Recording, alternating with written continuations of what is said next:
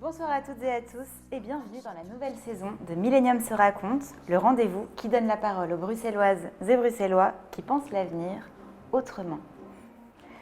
La formule de l'émission évolue et désormais elle est exclusivement sur la chaîne YouTube du festival. Et c'est aussi une émission ouverte, c'est-à-dire que vous pouvez y participer. C'est un moment d'échange et il y a un petit verre qui est offert à la fin, donc n'hésitez pas, ça se passe sur les réseaux sociaux du festival. Chaque mois dans Millennium se raconte, nous choisissons un film en sélection au festival, un sujet et 2 intervenants pour secouer nos pensées. Aujourd'hui, nous sommes au Café Chill et le film que nous avons choisi, c'est The Happy Worker de John Webster, sélectionné au Festival Millennium 2023 en compétition internationale. Le sujet du jour, c'est le futur du monde du travail et nos 2 invités sont 2 spécialistes, Alix Ruffas, coach business, et Daniel French, psychanalyste. Bienvenue à tous les 2. Le film The Happy Worker est un film norvégien-finlandais en compétition au Festival 2023. Dans ce documentaire, instructif, drôle et enrichissant, John Webster, le réalisateur, nous emmène au fond des problèmes de la vie de bureau. Là où les réunions s'enchaînent et où le travail de Sisyphe, induit par l'épuisement professionnel, est remis en question avec ironie et malice, d'un point de vue économique, psychologique et anthropologique, donnant la parole à des experts, mais également à un groupe de personnes auxquelles on s'attache durant le film. Et c'est un groupe de personnages qui a pour point commun d'avoir fait un burn-out. Comment enrayer cet environnement de travail toxique qui empêche systématiquement la créativité et la joie?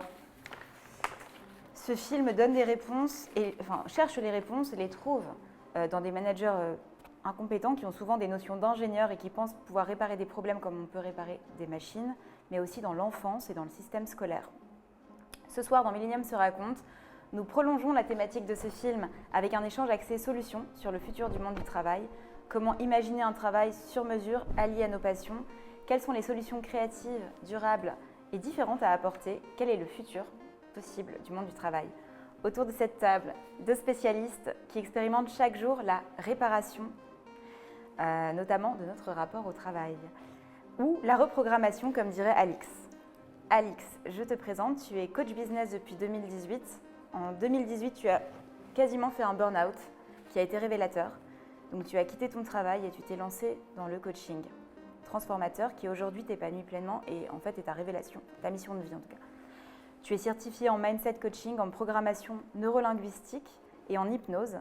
Ta méthode de coaching allie des outils très pragmatiques, financiers, stratégistes, planning, mais aussi des outils holistiques, reprogrammation du mental, aiguillage du mindset, nutrition aussi. Ton but est de faire éclore de chacun sa meilleure version de lui-même.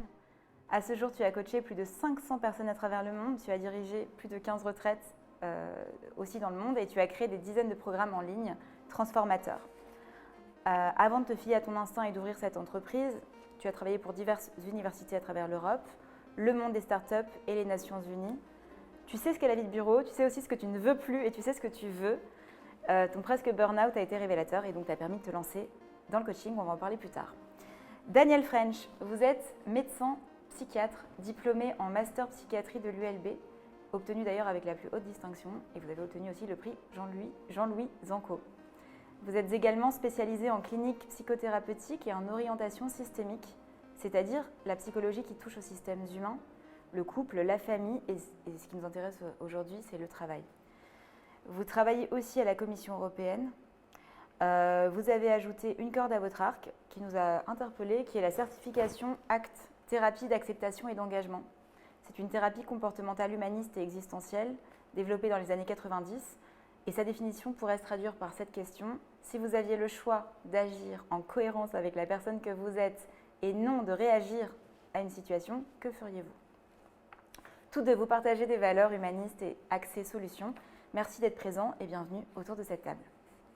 Alors tout d'abord, chacun, vous avez regardé le film The Happy Worker et j'aimerais savoir qu'est-ce qui vous a le plus marqué? Une scène, un moment, une sensation, voilà, dans le film. Chacun. Qu'est-ce qui m'a marqué dans ce film? En fait, c'est assez transparent et je me reconnais moi dans ce film, je reconnais beaucoup de mes clients et aussi je reconnais un système qui n'est pas optimal, on va dire, pour l'épanouissement humain. Et donc voilà, ça m'a touchée. Je pense que c'est des thématiques très importantes. Et je pense qu'il y a énormément de choses tout au long du système dans l'école, peut-être pas maternelle, mais primaire, secondaire, université, que moi j'ai vécu comme quoi je n'étais pas vraiment OK avec ce système. Je trouvais le système absurde. Je pense que ça crée des esclaves au système, en fait. On nous prépare à travailler. Voilà, exactement. Et tout au long, moi, je me suis rendu compte, en regardant le film, je me retrouvais et je me rappelais à quel point j'avais de la résistance à l'école, à l'université. J'avais même eu des discussions, des réunions avec différents professeurs, différents à l'université. J'étais un peu rebelle, j'avais toujours des bonnes notes. Mais je me posais la question, mais pourquoi on fait ça en fait? Ça sert absolument à rien, ce qu'on apprend. Et en fait, j'ai beaucoup plus appris à côté de l'école. Donc je faisais partie de projets, de start-up, de choses. J'organisais des événements. Je cherchais à faire des choses que je trouvais un peu plus utiles. Et en fait, en regardant le film, je me suis souvenue de tous ces moments en fait, où en fait, je voyais bien qu'il y avait un truc qui n'allait pas. Et quand j'étais à l'école, en secondaire, j'ai fait un burn-out à mes 16 ans déjà. Et j'ai passé 2-3 ans en rentrant et sortant des hôpitaux. Personne ne savait ce qui se passait, mes parents ne comprenaient rien, les médecins ne comprenaient rien, mais tout mon corps était complètement off en fait. Mes émotions, j'ai fait une dépression, mon corps physique, mental, émotionnel, tout. Et en fait, j'avais vraiment beaucoup de mal à suivre le système de l'école, aller à ce cours-là et à ce cours-là et à ce cours-là. Et donc ça a continué à l'université et puis j'ai essayé de travailler, de faire un job normal, on va dire, pendant 1 an et demi. C'est le plus long que j'ai gardé un job. Voilà, après, voilà. Et j'avais quand même beaucoup de liberté dans mon job. Et du coup, j'ai pu redesigner ma vie en fonction de mes valeurs, de mes préférences, de quand est-ce que je veux travailler, comment, etc. Et du coup, j'ai pu développer des accompagnements pour faire pareil pour mes clients, pour le reconnecter en fait à leur essence et à l'épanouissement et à redesigner, à les aider à se déprogrammer aussi du système, de tous les conditionnements. Voilà. Et donc tout ça, il y a tellement d'éléments dans le film avec lesquels je me suis reconnue moi-même et où j'ai vu aussi plein de gens autour de moi qui... C'est normal de ne pas être OK dans ce système, de ne pas se sentir épanoui. Il y a des personnes qui sont OK avec un rythme pour aller au travail, tout ça, un rythme de bureau, etc. C'est pas... Pour certaines personnes, c'est OK, mais je pense qu'en général, voilà, c'est... Ouais. Merci. Et vous, Daniel, quelle est la scène ou un moment qui vous a marqué dans le film? Ce qui m'a marqué surtout, c'est l'ambiance générale où toutes ces personnes qui sont censées être sorties de cette situation de burn-out, on est censé les rencontrer après. Je trouve qu'il y en a beaucoup qui ont l'air encore abîmés. Il y a des stigmates sur eux où on voit qu'ils ont traversé quelque chose, ils ont l'air lessivés et ils ont chacun leur mécanisme de défense pour en parler. Il y en a beaucoup qui font de l'humour, du sarcasme, mais on voit qu'ils sont sortis du cynisme dans lequel ils étaient probablement dans l'épuisement au travail. Mais donc je les trouve tous et toutes à leur façon lessivés, abîmés. Il y a presque du post-traumatique. Et donc ça m'a marqué. Et beaucoup d'ironie dans leur façon de parler des situations absurdes. Il y a aussi une ambiance de l'absurde dans le film. Ils s'ouvrent de cette façon-là, mais les descriptions de scènes au travail qui sont faites montrent qu'il y a quelque chose d'absurde. Il y a une vraie incompréhension. Ils regardent dans le vide parfois quand ils parlent de leur expérience. Et il y a toujours ce moment où ils se demandent, mais est-ce que c'est moi qui ai un problème? Est-ce que c'est moi qui suis bête? Et aujourd'hui, heureusement, ils ont compris qu'ils étaient pris dans une machine infernale qui les a lessivés. Mais c'est, je dirais, ce qui m'a frappé le plus. Et c'est vrai que je reconnais ça chez certains et certaines de mes patientes en consultation. Il y a ces stigmates, même des personnes qui vont mieux, qui ont changé de carrière ou changé de poste au sein du même emploi. Il reste quelque chose d'abîmé, mais aussi du coup quelque chose d'appris. Il y a eu un rebondissement, dans les meilleurs des cas, un rebondissement vers autre chose de plus aligné avec qui ils sont. Et voilà, on voit qu'ils n'oublient pas, mais ils ont beau aller mieux, il reste une marque de ce qui les a abîmés, je trouve. Justement, donc, le burn-out est un phénomène plutôt global, civilisationnel, comme le démontre d'ailleurs le livre Global Burnout de Pascal Chabot. C'est un phénomène qui peut toucher tout le monde et c'est une crise de la relation au travail, la manière dont on se relie au travail. Comment on arrive au burn-out Et comment les mécanismes actuels du travail y concourent? Est-ce que ça démarre par un système éducatif dans l'hyperperformance, dans l'évaluation constante? Voilà, Daniel, cette question est pour vous. À votre avis? Alors, je vais répondre en tant que psychiatre, Ouais. et ni philosophe ni sociologue, mais de ce que j'observe chez mes patients, et notamment chez les jeunes patients, donc qui sortent de l'adolescence. Ils sont censés être adultes sous prétexte qu'ils sont majeurs, mais en fait, la période de psychiatrie de transition, c'est 16-24 ans. Donc, des personnes de 18, 19, même 22, 23, 24 ans sont généralement pas encore mûrs, adultes, préparés au monde. Et on les drille dans un système éducatif assez normé pour un monde dans lequel finalement on va leur demander des tâches. Ce que les jeunes travailleurs me disent souvent, c'est « j'ai pas étudié pour ça, j'ai étudié plein de choses complexes, plein de compétences, il y a plein de gens qui ont parfois 2 masters et qui se retrouvent à faire du travail qui n'a aucun sens et ils sont un petit peu surpris, perdus. On leur demande une quantité de travail impressionnante, il y a un volume de travail. Il y a beaucoup de personnes dont les institutions leur demandent de travailler plus avec moins de moyens. Et on voit quand on est sur des lieux de travail avec des générations différentes, des personnes de 60 ans, des personnes de 40, des personnes de 20, on a vraiment un éventail de tiens, je me souviens, à l'époque, il y avait quelqu'un qui venait nous servir le café, on avait le temps d'aller jouer au tennis pour certains lieux de travail. Enfin, il y avait une vraie vie communautaire sur le lieu de travail, avec du temps libre et du temps ensemble de communauté. Et beaucoup de travailleurs aujourd'hui me disent on n'a plus le temps de réfléchir, de parler ensemble, et on nous demande de faire des tâches pour lesquelles on n'a pas été formé. Je connais surtout le milieu médical, mais où les médecins, dans certains hôpitaux, on leur demande de faire beaucoup de tâches administratives qui avant étaient faites par le secrétariat, les agents d'accueil, la facturation, et donc il y a une hyper-administration, il y a vraiment une charge administrative dans beaucoup de métiers, que ce soit les métiers médicaux ou chez les patients que je reçois, qui fait perdre du sens. Et donc on nous demande de faire plus de choses qui ne sont pas en lien avec ce pourquoi on a été engagé. Et vu que la distance entre l'idée qu'on avait de notre métier et sa réalité quotidienne, l'écart est de plus en plus grand, les gens ont une espèce de perte de sens, et à mon avis c'est un des facteurs les plus importants. Ça et le volume de travail, je dirais que c'est ce qui les fait s'abîmer le plus vite. Alix, toi du coup, tu es coach et donc tu es sortie du burn-out et tu en as fait quelque chose. C'est-à-dire que je pense que toi, tu n'as pas gardé de marque réellement, tu as pu transformer ça en quelque chose de positif. Est-ce que tu peux nous raconter aussi ce qui t'a poussé à te lancer dans le soutien? C'est-à-dire qu'en fait, le coaching, c'est aider les autres aussi à aller mieux. Qu'est-ce qui t'a poussé nous raconter cette bascule entre le burn-out et puis ta révélation, ton déclic pour toi, te relever et en faire quelque chose de positif? En fait, ce qui s'est passé, c'est pendant plus ou moins 6 mois, j'étais encore à mon job et je savais très bien qu'il y avait quelque chose qui n'allait pas. Et tous les soirs, quand je rentrais chez moi, je pleurais. Et je ne savais même pas pourquoi je pleurais.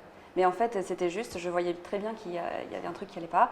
Mon boss à l'époque, même lui, m'a dit, je ne sais pas, il faudrait peut-être que tu trouves une coach parce qu'il y a un truc qui ne va pas, tu n'as pas la même motivation qu'il y a 6 mois ou 1 an.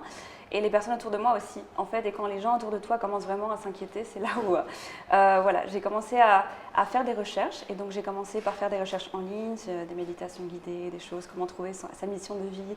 Mais je voyais bien que je tournais en rond toute seule chez moi à faire des trucs en ligne. Et donc, je suis allée à 2 retraites.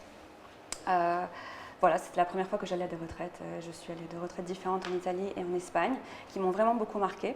Et après la 2e retraite, j'ai décidé de trouver une coach, que j'ai trouvée tout de suite en fait, coach business et une coach de vie. Enfin, c'est un coaching holistique.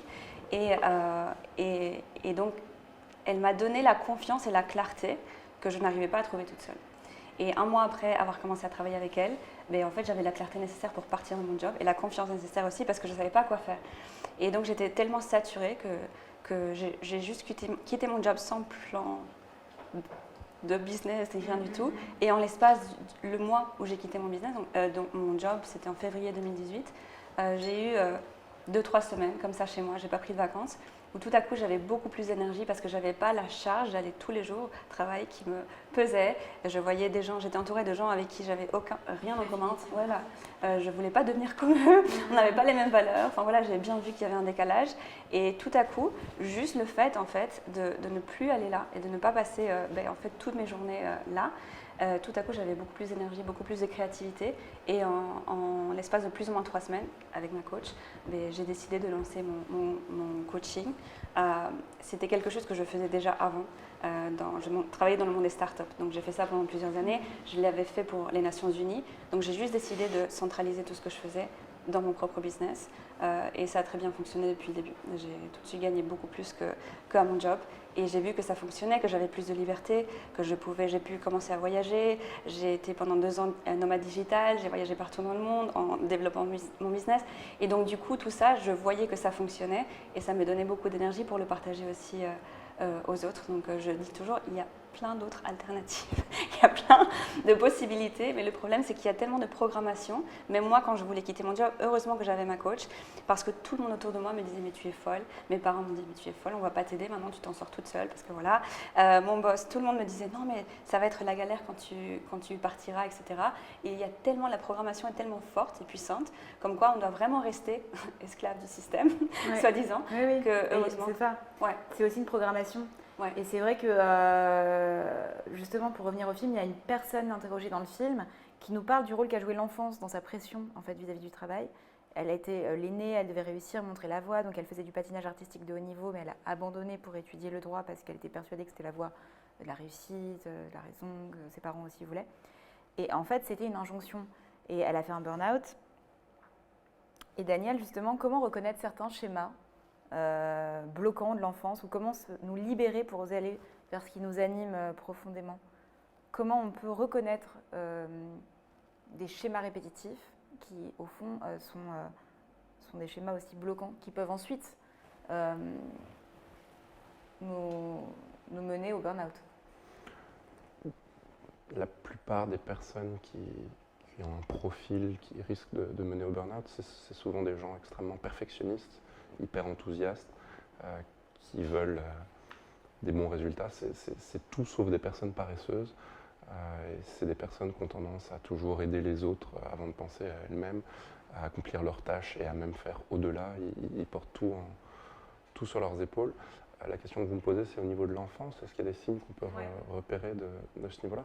Ouais. Je ne suis pas pédopsychiatre, mais c'est vrai que les patients que je suis, qui sont dans des situations type burn-out ou épuisement en général, c'est toujours des gens qui ont voulu, des people pleasers comme ça, qui ont toujours voulu faire plaisir à leurs parents et qui, dans leur mode d'attachement, ils recevaient l'amour de leurs parents à condition qu'ils fassent les choses correctement. Je ne suis pas sûr qu'il faille diaboliser les parents qui attendent des résultats de la part de leurs enfants, mais il y a clairement une culture. Reconnaître nos propres schémas répétitifs. Clairement une culture. Il y a clairement des systèmes scolaires qui, je pense, sont plus favorisants pour ce genre de dynamique. La course à la réussite, les systèmes de points, c'est malheureusement la plupart des systèmes scolaires classiques. Mais pourquoi tu as eu 17 sur 20 et pas 19? Et il y a des comportements toxiques, pas forcément volontaires, mais parfois maladroits de la part de profs, de parents, qu'il s'agit d'éduquer, je pense. Mais je suis un grand optimiste et j'ai l'impression qu'il y a un mouvement général qui va changer ça. Enfin, en tout cas, j'ai très confiance dans les futures générations où la valeur travail a l'air d'être beaucoup moins à l'avant-plan que chez nous ou chez nos grands frères ou parents. Il y a une remise en question de la valeur travail qui, à moi personnellement, me paraît très saine. Justement, pour parler un peu du futur, c'est vrai que le futur du travail voit arriver l'intelligence artificielle, le télétravail, les modèles de personnel hybride qui façonnent aussi un environnement de travail assez digital. Comment lier humanisme, c'est-à-dire le fait d'être à l'écoute de nos émotions, de notre épanouissement, avec digital, qui à travers des contenus assez pop-up, donc éphémères, et son rapport addictif aussi, peut vite aussi insensibiliser. Alix, toi qui travailles aussi dans le digital et en même temps, tu as des formations digitales et présentielles, mais donc tu combines les deux. Tu es très connecté à tes émotions. Voilà. Comment tu pourrais... voilà, quels seraient des outils que tu pourrais nous partager pour pouvoir combiner ces choses-là sans subir le digital dans le travail en tout cas? Des outils dans la vie de tous les jours, dans la vie pro ou dans la vie de tous les jours? Je peux parler de ça pendant très longtemps. Donc, je pense qu'une des choses qui me viennent, c'est de vraiment avoir du temps pour soi sur la journée. Donc, je parle toujours de mes routines de 6 heures le matin. Pour moi, c'est important d'avoir le temps. Et en fait, j'ai pas vraiment le choix. Je dois absolument avoir le temps pour moi. Donc, d'avoir des activités, de savoir ce qui nous recharge personnellement et d'investir en ça. Donc, si c'est le yoga, si c'est le sport, si c'est passer du temps avec des animaux, si c'est de passer du temps dans la nature, enfin voilà, de vraiment se faire une liste à soi-même de qu'est-ce qui me recharge vraiment et de vraiment avoir une discipline autour de ça, de le faire tous les jours, toutes les semaines. Une fois par semaine, je vais au sport ou j'ai un coach sportif ou peu importe. Et en fait, tant qu'on recharge notre propre batterie tous les jours, le plus possible, je pense qu'après, on réfléchit mieux, on prend des décisions qui sont beaucoup meilleures et aussi, on a plus de capacité à faire des choses qui sont plus alignées avec nous. Le problème, c'est que si on se décharge et qu'on ne prend pas de temps pour soi, on ne crée pas d'espace mental, émotionnel, tout ça, on n'y voit plus très clair et c'est là qu'on passe des heures à scroller, sans trop réfléchir, ce genre de choses. Mais c'est important de créer de l'espace mental, de la clarté mentale aussi. Et du coup, Daniel, quelle est pour vous la valeur ajoutée d'un cerveau humain? Parce que voilà, on voit que la machine aussi, certaines personnes en tout cas ont peur pour le travail de demain, en se disant est-ce que finalement la machine va remplacer beaucoup de métiers? Quel est, selon vous, l'endroit où l'humain est irremplaçable? Voilà, qu'est-ce qui fait de nous... J'espère qu'on n'aura pas bientôt des robots psychiatres, parce que je me ferai du souci, même s'il y a des résultats inquiétants dans ce sens-là. Vous me demandez quelle est la valeur ajoutée à l'humain, selon moi? Oui. Parce que nous sommes humains, donc a priori j'espère qu'on vit pour nous et pas encore pour les machines. Ben, j'espère. Il y a eu ces promesses à l'apparition des premiers ordinateurs, des premières machines, que ça allait nous permettre de travailler moins. Et Pascal Chabot en parle dans son livre Global Burnout, où il dit que finalement on s'est un peu fait avoir parce qu'on pensait qu'on allait pouvoir travailler moins d'heures sur une journée grâce aux machines, mais on a exploité les humains d'une autre façon. Il y a les gens qui surveillent les machines, qui programment les machines. Et donc j'ai l'impression qu'on trouvera toujours du travail pour les humains. Ce que j'observe, c'est que les travailleurs doivent plus que jamais faire de la formation continue et être hyper adaptables et pouvoir rebondir. J'ai l'impression que les gens des générations en dessous des nôtres ne feront pas une carrière dans un métier quelque part dans une entreprise. J'ai l'impression que c'est encore plus important aujourd'hui que les humains apprennent plusieurs compétences et puissent rebondir et faire un job pendant 5 ans, puis changer et parfois dans des métiers très, très différents. C'est ce que tu dis d'ailleurs, Alix, quand tu dis que c'est intéressant d'appliquer la méthode start-up à nos vies, la méthode Lean start-up, d'être flexible et de ne pas rester figé dans une vision, un domaine, finalement de se dire que peut-être que les travaux, le travail du futur, c'est comme vous dites Daniel, c'est d'être agile en fin de compte, une forme d'agilité. Dans le film de Happy Worker, un spécialiste nous dit aussi que l'impact que l'on crée sur les autres n'est pas en fait rémunéré, c'est-à-dire que seul le profit finalement est récompensé, en tout cas dans le monde salarial d'aujourd'hui et dans ce qui est écrit dans le film. Beaucoup de personnes ont envie de se lancer dans ce qui leur plaît vraiment, dans leur passion, et pensent, mais elles ont peur en fait de ne pas gagner leur vie de cette passion. Est-ce que, Alix, toi qui est là pour coacher, y a-t-il de la place pour tout le monde? Et comment aiderais-tu une personne qui voudrait vraiment designer un travail, passion, mais qui puisse aussi lui permettre de vivre? Je pense que ça encore, c'est une programmation de se dire si je fais ce qui me plaît, si j'ai un impact positif, je ne gagne pas d'argent. Ça, c'est n'importe quoi. C'est une croyance, c'est une programmation en fait, et on peut vraiment choisir consciemment de dire de croire en quelque chose d'autre. Et moi, j'ai vraiment la croyance profondément que si on fait ce qu'on est censé faire, si on est aligné avec notre mission de vie, en fait, on peut avoir beaucoup plus d'impact dans le monde et on peut aussi créer une vie beaucoup plus abondante. C'est un cercle vertueux. Et donc, c'est aussi pour ça que voilà, j'ai aussi mes programmes, j'ai plein de... il y a beaucoup d'outils en fait pour bien organiser les choses et pour avoir l'éducation aussi business, financière, stratégique, pour avoir un bon business model, un bon véhicule pour pouvoir justement développer les programmes, services, les produits-services qui vont avoir le plus d'impact positif à travers notre mission. Donc voilà. Alors, on arrive bientôt à la fin. J'ai une question, Daniel, c'est comment, dans le film, un spécialiste aussi nous indique que seulement 20% des travailleurs sont engagés vraiment dans leur travail. Comment, à votre avis, recréer de l'engagement avec le travail? Quels seraient les outils qui nous permettraient de recréer de l'engagement? C'est une question complexe qui appelle une réponse complexe, parce que je crois qu'il y a des responsabilités partagées. Il faut toujours être très vigilant quand on répond à ce genre de questions, parce que les discours sont souvent polarisés et on pourrait dire c'est 100% de la faute de l'employeur, 100% de la faute de l'individu. C'est, je pense, la responsabilité des deux.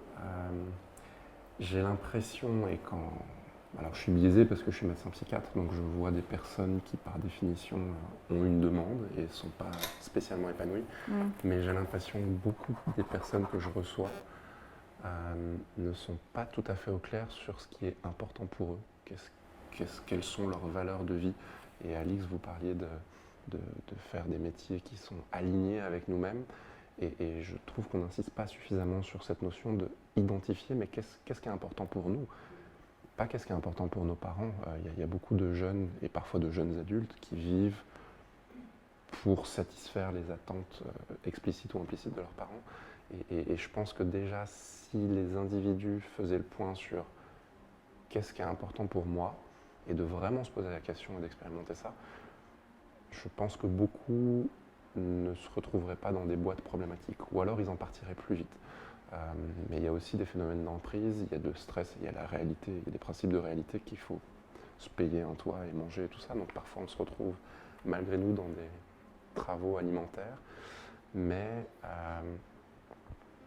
j'ai l'impression qu'il y a beaucoup de personnes qui viennent me voir qui ne sont pas tout à fait au clair avec ce qui est vraiment important pour eux. Donc retrouver à mon du avis, sens. Là, il y a vraiment pour retrouver du sens, parce que je pense que l'engagement à long terme, qui n'amène pas une satisfaction immédiate, mais une satisfaction différée, ça demande, pour pouvoir faire des efforts dont le résultat ne vient que beaucoup plus tard, il faut faire des efforts dans le sens de quelque chose qui est vraiment aligné avec nous. Un travail intérieur, en fait. C'est ce que je pense. Dès l'adolescence.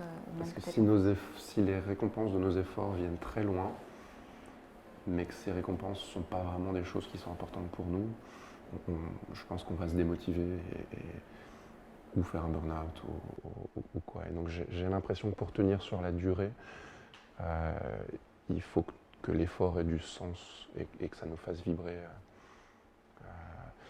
et de faire un point sur qu'est-ce qui est important pour nous.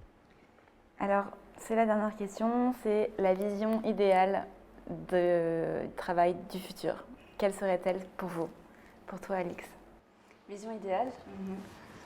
Je pense qu'un maximum de liberté et de flexibilité pour chaque personne, que chaque personne puisse faire ce qu'ils sont censés faire, ce qui les épanouit, en fait, ce qui se sentent vraiment complètement épanouis et qu'ils puissent briller et créer aussi un impact positif à travers ce qu'ils sont censés venir faire et être bien rémunérés, évidemment. Mais il y a beaucoup cette notion de flexibilité, de pouvoir travailler d'où on veut, de créer ses propres horaires, enfin voilà, et de liberté. Donc je pense que c'est comme ça que je vois les choses. Merci. Et vous, Daniel? Oui, beaucoup de flexibilité aussi, mais de sécurité. Et c'est un compromis difficile à faire. Mon avis personnel de médecin, c'est que la plupart des personnes travaillent trop d'heures sur leur journée. Et on parlait de la valeur travail.